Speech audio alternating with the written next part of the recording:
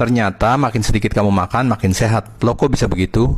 Tahun 2016, Dr. Yoshinori Ohsumi, seorang pakar biologi sel, mendapatkan hadiah Nobel dengan teorinya mekanisme seluler autofagi, di mana selama puluhan tahun dia menyelidiki perilaku sel dalam tubuh manusia, terutama sel pada jaringan liver. Autofagi sendiri itu berasal dari kata auto yang berarti self, dan fagi yang berarti to eat atau memakan dirinya sendiri. Nah, saya merangkum teori Dr. Yoshinori menjadi beberapa hal yang cukup penting.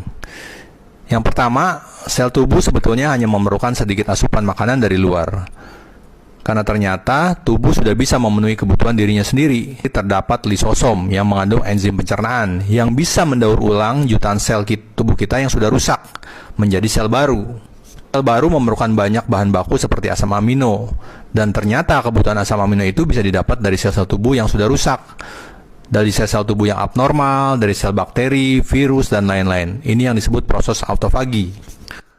Jika di dalam tubuh kita tidak terjadi proses daur ulang, maka akan muncul berbagai masalah di dalam tubuh kita, seperti penumpukan sel-sel sampah, bakteri, virus akan menumpuk, dan berbagai macam penyakit seperti diabetes, gangguan penyakit degeneratif, kardiovaskuler bakar bermunculan satu persatu.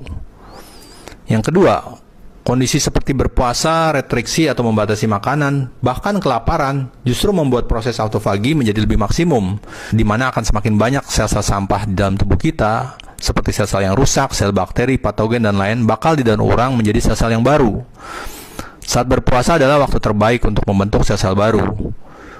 Saat berpuasa, berbagai proses peradangan di dalam tubuh kita bisa ditekan. Yang keempat, oksida nitrat bakal dihasilkan tubuh jauh lebih banyak pada saat kita berpuasa. Dan oksida nitrat ini sangat diperlukan dalam proses peremajaan sel tubuh kita. 5. Karena reaksi peradangan dalam tubuh kita menjadi berkurang, maka risk terjadinya gangguan penyakit seperti jantung, syaraf, diabetes, tekanan darah, oksida stres, dan lain-lain bisa ditekan, sehingga harapan hidup jauh lebih panjang. Keenam, dengan sedikit makan, terutama mengurangi makan karbo dan gula, itu bisa membalikan proses penuaan tubuh menjadi jauh lebih sehat. Tetapi tentu melakukan puasa intermittent atau membatasi ada tahapannya, jadi kita nggak bisa merubah kebiasaan makan kita selama 10 tahun dirubah dalam waktu 1 hari. Tubuh akan bereaksi. Aktivitas fisik, pekerjaan, usia juga harus disesuaikan, dan kebutuhan mikronutrisi juga harus dipenuhi. Tapi intinya, semakin kita membatasi atau mengurangi apa yang masuk ke dalam mulut kita, itu semakin sehat, bukan sebaliknya. Nah, kalau video ini berguna, kalian bisa like, bisa share, bisa komentar, supaya kita sama-sama sehat.